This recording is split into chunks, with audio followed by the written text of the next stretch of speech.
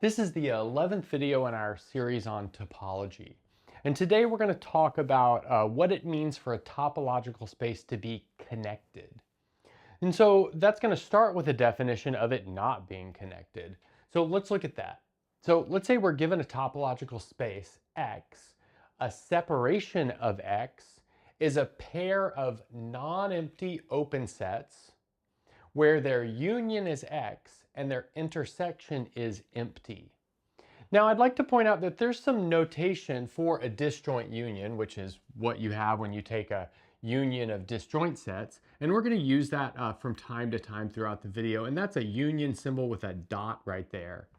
So we could really just have this single symbol right here. That would tell us that X is the union of U and V and that U and V intersect trivially.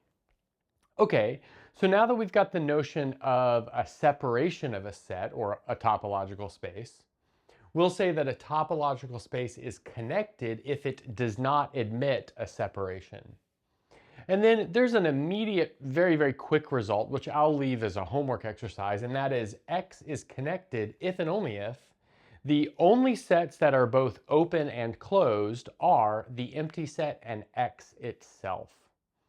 Okay, so let's look at a starting example, which is the real numbers is not open, is connected. Okay, so I guess we could just say that the real numbers and the empty set are the only things that are both open and closed, and thus R is connected. I think we proved the right-hand side of this result for R in a previous video, but let's do it straight from the definition for practice. Okay, so let's suppose that we've got non-empty sets. And so let's say those non-empty sets are U and V. They're subsets of R. And let's also suppose that they are open. And then not only are they open, but their union is all real numbers. So we'll say that R is equal to the union of U and V. And notice I'm not saying here the disjoint union. What I'm going to do is show that these two sets have to overlap. But since they must overlap, that means that we could never construct such a separation. We can't get all three properties of a separation. Okay, so let's take an X inside of U, and then let's let Y, let's see, that's going to be a real number, be the closest value to X such that Y is not inside of U. So I guess we're missing a little bit of an assumption up here, but let's build that assumption into this, and that is that U is not equal to all real numbers and V is also not equal to all real numbers. Okay, so since neither of those two sets are all real numbers, if we take something from U, then among all of the things that are outside of U, we pick the closest one. Okay, so now let's go ahead and set D equal to the absolute value of X minus Y, and note that we have the following. We have X minus D to X plus D, that's the open interval, is totally contained in U. And well, why is that? Well, that's because everything in this open interval is closer to X than Y is. But since Y has this closest thing outside of U, well, then that means that this must be inside of U. Okay, and now without loss of generality, let's assume that Y is equal to X plus D. Notice that Y's got to be either X plus D or X minus D by construction. Okay, but now notice that Y is not inside of U, but let's notice that that means that Y is inside of V, given the fact that U and V union to all real numbers. So now what I'd like to do is find some sort of delta bigger than 0 such that the open interval Y minus delta to Y plus delta is contained inside of V. So now that's possible because V is an open set. And now let's sketch out what we've got going on here. So let's go right here and say that's our point X. We'll go over here and let's say that's our point Y. And observe that by our construction, we know that this interval, which starts here but does not include Y and goes through X and ends here, this interval is contained in U. So that's just this line right here encoded. Okay, and then let's also observe that we can go over here just a little bit delta, and then maybe go delta in this direction, and this whole thing is contained in V. But now let's observe that clearly there is some overlap here. So now how can we kind of maybe most naturally build some overlap? Well, maybe like this. Let's set something I'll call delta naught equal to the minimum of maybe D and delta. But now let's observe this, and that is that Y minus delta naught over 2 will be contained within Y minus delta and Y plus delta.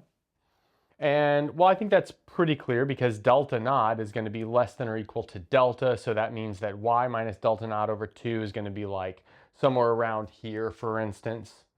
But then let's also observe that it's got to be inside of X minus D and X plus D, kind of for the same reason. But observe that that's going to be a subset of U intersected with V. So we found an element in U intersected with V. So stepping back here, we tried to make a separation. We took two sets that were non-empty, they were not the whole space, they unioned to R, and we showed that given that scenario, these two sets had to overlap. They could not be disjoint.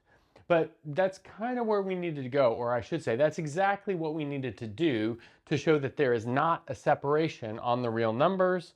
But if there's not a separation, that means that R is connected. Okay, so now let's look at some examples of separated spaces. So now we're going to show if we take the rational numbers and give them the subspace topology within the real numbers, we get something that is not connected. And we can see that just by forming a separation. So let's take a number A, which is real, but not rational. So in other words, we're taking kind of any irrational number. And then let's observe that we can take Q and we can decompose it as follows. So the interval minus infinity up to A intersected with Q, and then union the interval from A to infinity intersected with Q. Now, let's observe that these are most definitely disjoint. And that's because they're both subsets of the interval from minus infinity to A in this case, and A to infinity in that case. And those two are disjoint. But if they're subsets of two disjoint sets, they must be disjoint. Okay, so they're disjoint. Let's also observe that they're both open in the subspace topology. They're both open in the subspace topology because, well, these intervals are open in the standard topology on R, and then we're intersecting it with the subspace. That's exactly what it takes to be open in the subspace topology. Okay, well, notice that they're disjoint, they're non-empty. I think that's pretty clear. So they're disjoint, they're non-empty, and they union to all of Q, but that's exactly a separation of Q. So, but a separation means that Q is not connected. So that's really all there is to that. Now, I guess we could look at some other things that are kind of clearly separated, but you know, a lot of them are not super interesting, but I'll write one down just for fun. Let's take the closed interval 0, 1, union the open interval 0 or 2, 3, and let's say that we put the subspace topology on that. We'll notice that this is a separated space or a not connected space, and the separation kind of, well, just appears to us immediately. It's almost built out of a separation. So we can get separated spaces like that as well, kind of by building them on our own. Okay, so now we'll start proving some nice results regarding connected space. Okay, so here we've got a nice lemma. So let's say we've got a subset Y of a topological space X, and we're going to give it the subspace topology. Let's also suppose that Y is the disjoint union of A and B. And, well, disjoint union tells us that the intersection is empty, but let's also suppose that these are non-empty sets. Now, this isn't necessarily a separation yet, and that's because these may not be open. But what we'll show is that this is a separation if and only if the set of limit points of A does not intersect with B, and A does not intersect with the set of limit points of B. So in other words, if you're a limit point of A, you cannot be inside of B, and vice versa. Okay, so let's see how the proof goes here, which is clearly going to be an if and only if statement, which we have two things to prove here. So let's start by proving the forward direction. So in other words, we'll suppose that this is a separation, which is the same thing as supposing that A and B are open. And I'll make sure to say they're open in Y. So they're open in the subspace topology on Y. Now, what we'll do is show that these two have to non-intersect. And we'll do that maybe towards a contradiction. And then by way of contradiction, let's suppose that we've got an X inside of A prime intersect B. So now let's observe that X is inside of B, which is an open set, but that means that there exists U, a neighborhood of X, such that X is inside of U, which is completely contained inside of B. So that's by the openness of B. But then also, let's notice that since X is inside of A prime, in other words, X is a limit point of A, we know something about the intersection of neighborhoods of X with A. In fact, what we know is that U intersected with A without X is non-empty. Okay, nice. But now let's observe the following. If Y is inside of U intersected with A minus X, then we know that Y is inside of A and Y is inside of U, which is contained inside of B. But observe, that means that Y is inside of A intersected with B, but that's the empty set because we assume they were disjoint. But then that's our contradiction, contradicting this ability to make this choice right here, which was A being inside of, or X being inside of A prime B. And then, well, this other thing right here where A intersect the limit points of B is empty is just the same thing, switching capital A and capital B. Okay, so we've taken care of the forward direction. Now let's look at the reverse direction. Okay, so now for the reverse direction. So since we know A prime intersected with B, which is the same thing as A intersected with B prime is empty, we can make the following calculation. And that is calculating the closure of A intersected with B. Observe that that's going to be the same thing as A union its limit points intersected with B. And then we can use the quote-unquote distributive rule here to have A intersected with B union A prime intersected with B. But observe that's just the empty set union the empty set, which is the empty set. Let's also notice that similarly we have A intersected, the closure of B is also empty. But now if the closure of A intersected with B is empty, and also the closure of B intersected with A is empty, that means that the closure of A is contained in A and the closure of B is contained in B. Well, and why is that? Well, that's because we still have Y as the disjoint union of A and B. Okay, but if the closure of A is inside of A, that means that A is closed, and similarly B is also closed. But observe that A is the complement of B, and B is the complement of A, so So that means that A and B are also both open. But then that means we've got a separation because we've exhibited Y as a disjoint union of open sets that are non-empty and they do not intersect. Okay, good. So that finishes the proof of this lemma. Okay, now we've got this thing that we're going to call a theorem because it's important, but the proof is going to be really short.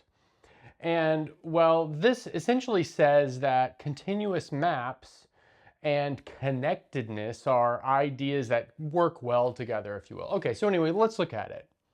So if we've got a continuous map f from x to y, and we know that x is connected, then the image of x under the map f is also connected. Alternatively, we could just say that f is surjective and then show that y is connected. But this is the same kind of thing because you can always turn any function into a surjective function and onto function if you restrict the codomain to simply the range.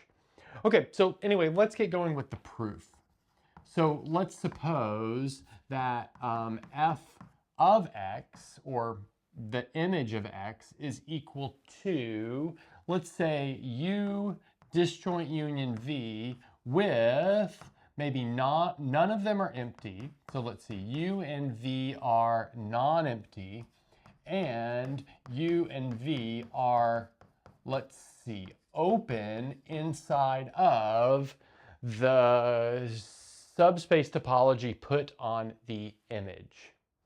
So in other words, we're supposing that it's separated, and then we'll prove that x is separated. So in fact, what we're doing is proving the contrapositive of this statement, if you will. Okay, and now let's note the following, which is pretty clear from this, and that is that x is equal to the pre-image of u and then union with the pre-image of v. And then, well, what do we have here? Well, we know that the pre-image of u and the pre-image of v are both non-empty, kind of by construction. And then do we know they're open? Yes, we know that they're open because we have a continuous function. And now, are they disjoint? Well, I think it's pretty easy to show that they're disjoint. And we can do that by supposing that we've got an element of both. So that means that they are in the intersection. But observe that that immediately means that f of x is inside of u intersected with v, which was empty. But that's a clear contradiction. So that means, well, what do we have? Now we've got a separation of x. Again, that's what we needed to do to prove this theorem using the contrapositive. All right, so now for another nice result. Okay, so next up we'll show that if x and y are connected topological spaces, then x cross y is also connected. Okay, so let's see how we might do this. So let's fix some point, which I'll call x naught, y naught, inside of x cross y. And so let's sketch a little bit of what's going on here. So let's say that this point right here is the point x naught, y naught. Okay, good. And then let's build some subsets of x cross y. And let's first look at this type of subset. And let's say that the horizontal direction, if you will, is x. So that means everything along this is x cross the singleton y naught, because the second coordinate, if you will, is y naught. And then let's say that this vertical part is y. So that means everything along this line, if you will, is of the form x naught cross y. So something like that. And then let's also observe that we can build some other things here as well. And that would be, let's see, let's maybe go over here to some arbitrary x. And it's important that this is an arbitrary x. And this line right here is the line which is this arbitrary x cross y. Okay, great. And now I'd like to notice that if we take this yellow line and union it with the pink line, and then take that union over all possible pink lines, we'll get the entire set. And so let's put that a little bit more carefully over here with an observation, and that is that x cross y is equal to the union over all x in x of, like I said, the pink line unioned with the yellow line. So that's going to be this x cross y unioned with this capital X cross y naught. Okay, so something like that. And now let's maybe go ahead and give these a name. So this is going to be the union over all x in x of, well, since these have like a T shape, I'll put T sub x. And now let's also note the following, and maybe I'll leave this as a bit of a homework exercise, and that is T of x, or T sub x, is connected for all x inside of x. And so that's gonna follow from the fact that x and y are both connected. And now towards a contradiction, let's suppose that we've got a separation of x cross y. So in other words, we can write x cross y as the disjoint union of u and v, where u and v are non-empty and they are open. And we want to see that this is problematic. Now let's note that x naught y naught is inside of x cross y. Let's also observe that x naught y naught is then going to be inside of u disjoint union v. We might as well take it to be inside of u, without loss of generality. But now observe that x naught y naught is also inside of every t sub x by the construction of the t sub x, because it's on this yellow line right here. But then since the t sub x is connected, that means that the t sub x has to be completely contained in u. And so that's going to lead us to see that the t sub x is completely contained in u for all x in x. Okay, but then that means that the union of all those t sub x's is also contained in u. But notice the union is simply x cross y. That means that x cross y is totally contained inside of u. But that's a problem here, because that means that V is either the empty set, because we have this disjoint union, or it means that we don't have a disjoint union. We have some sort of non-trivial intersection. Either way you look at it, that means we do not have a separation. And so since we don't have a separation, that means that our original space was connected. Okay, so now let's finish the video with a topological version of the intermediate value theorem. Okay, so now we're ready to look at the intermediate value theorem in a more general sense. So let's say that x is connected and we've got a continuous map from x to the real numbers. We actually don't really need to go to the real numbers here. We just need to go to a topological space with the so-called order topology. I'll let you look up what it means to have the order topology on a space if you're psyched. And so now for the result. So let's suppose that a and b are inside of x, where f of a is less than f of b. Then for all y naught between f of a and f of b, we can find a c inside of x where f of c is y naught. So now let's observe that we could really just have not equality here. We don't need this strict less than. But we can always turn it into a less than by negating the function. So we might as well write it like this because it's general enough. Okay, so let's see how this proof goes. And the way that'll go is by building some sets. So let's set capital A equal to the image of x intersected with the interval from minus infinity to y naught. And we'll set b equal to the image of x intersected with the interval from y naught to infinity.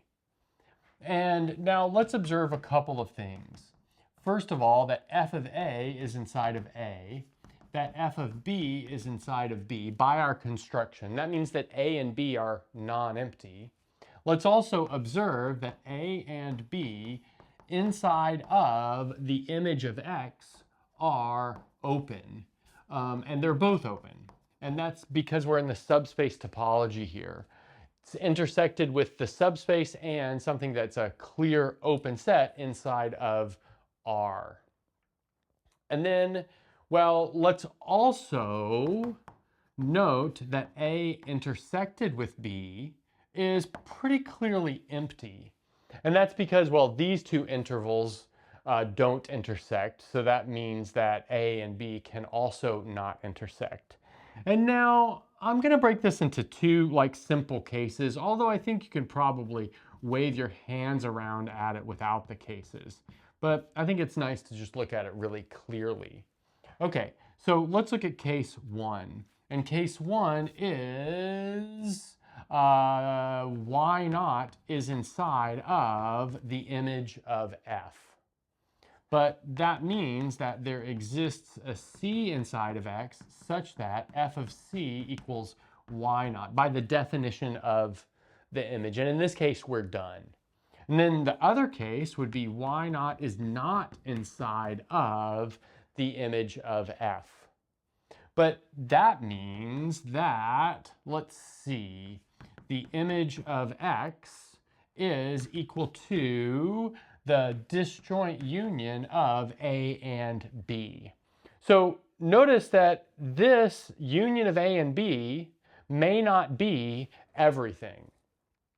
And, well, in fact, it essentially can't be everything because then we would violate the theorem that we're proving. But if y naught is not inside of f of x, then it is that. But then that's a separation of f of x. But we showed that the image of a connected set was connected. But we just got a separation of a connected set, which is a contradiction. And so out of these two possibilities, one gave us our result and one was a contradiction, meaning the first case is the only possible case. Okay, so now I'm going to leave you with some exercises. Okay, so just one exercise for you, and let's suppose that we've got an infinite set X and we endow it with the finite complement topology. That means our closed sets are finite sets, well, except for the entire set. That's the only infinite closed set. And now the question is, with this setup, is X a connected topological space? So either prove that it's connected or find some sort of counterexample for it being connected. In other words, find a separation. And that's a good place to stop.